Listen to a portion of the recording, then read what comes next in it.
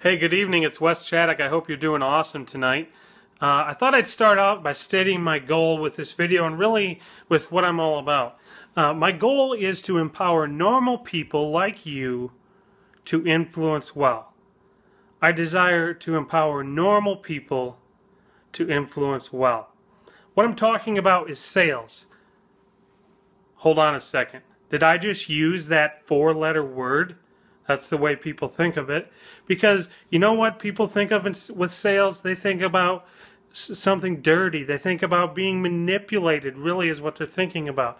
But sales does not have to be manipulation. Sales should not be manipulation. Sales really is influence. That's why I say empowering normal people to influence well. See, we all influence others. We influence our spouse, our kids, our boss, a prospective employer. We all influence and sell to some degree in our lives. We all have influence. We should do it well. We should do it with excellence. I want to share with you two strategies to not be manipulative, to not be salesy as the most of the world thinks it. Even though that's not a bad word. Sales is a good word. It's not a bad word. But how do we influence well? How do we not have that bad connotation? Well, the two things I want to share with you are this. Number one is to think like your customer. That's right, think like your customer. Let me share a couple things with you. See here I have a chocolate bar, and also I have an apple. Now, I have a son named Carter, and if I ask him, what do you want for a snack, Carter? More than likely, he's going to jump right to this. He's going to go right to the chocolate bar. Why? Because it's sugary, it tastes really good, but the thing is, I know that the chocolate bar isn't good for Carter. Now, really, it's not good for any of us, but Carter also, when he eats this chocolate bar, it upsets his stomach and some problems happen, all right? And it's not good. And we all know that apples are good for people, and this would be much better for Carter to eat. And it's a tasty apple. This is a sweet apple. So if I give my son a choice, or if I say, hey, you want a snack, and he immediately says, I want this chocolate bar, how can I sell him or influence him on the idea that he really should take this apple? Well, I could manipulate the situation. First of all, I'm his dad, so I could just tell him what he's going to do. All right, and that does happen, but you can't do that with everyone that you're influencing. I can't tell my wife what to do. I can't tell my boss what to do. I can't tell my customers what to do in my sales job. But I can influence. So how could I influence my son without just telling him what to do? Without manipulating him? How about this? How about I say, hey, Carter, what happens when you eat that chocolate bar? How do you feel? Do you like what happens after you eat the chocolate? Hey, Carter, you remember how juicy and sweet and tasty these apples are?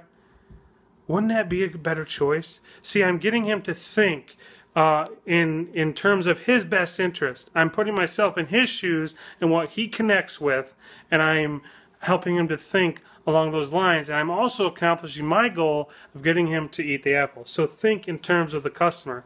I can't tell you how many times I have been in situations where people can only think about themselves. Think about the situations where you've been sold to, or you've been in a situation where you're going to buy something. If someone is only thinking about themselves, you can tell. If they're trying to manipulate you, normally you can tell right away, and it doesn't feel right. But if someone is really thinking about you, they're really looking out for your best interest, it's like a breath of fresh air. So that's the first strategy. The second strategy is to serve. Selling really is influence, and it's serving, right? I like that saying, selling is serving, because you are serving your customer. You are serving your spouse or whoever you're trying to influence. You are providing something that they need or want. And in the case of selling a product or service, you're doing it in exchange for money. You need to serve before, during, and after the sale. let me tell you a story real quick. My oldest son, Landon, who's 8 years old, a couple weeks ago, towards the end of August, actually, he had a birthday. And he wanted to go to Buffalo Wild Wings. There's a new one in a town about 25 minutes from us. Now, Buffalo Wild Wings, it's okay food. It's not wonderful, but he wanted to try this new location, and we've been to different ones before, so we said, sure, no problem. I will tell you this. That was probably the best service by this waitress that I've ever had at any restaurant in my entire life. And I've been to some very nice restaurants. This waitress went out of her way to make us feel welcome, to make us feel comfortable, to make the celebration awesome for my son. It wasn't even like we were expecting them to sing or do anything. She brought party hats, she brought extra plates for the birthday cake, and to top it, she made sure our drinks were full, all the normal, amazing stuff that you would expect a good server to do. But on top of that, she took pictures with my kids on her own iPhone, right? And at the end of the meal, she took all three, I have 3 little boys, she took all three of them over to this machine. She said, hey, come, let's go grab a toy. We thought, oh, this is weird. I've never heard of toys at Buffalo Wild Wings.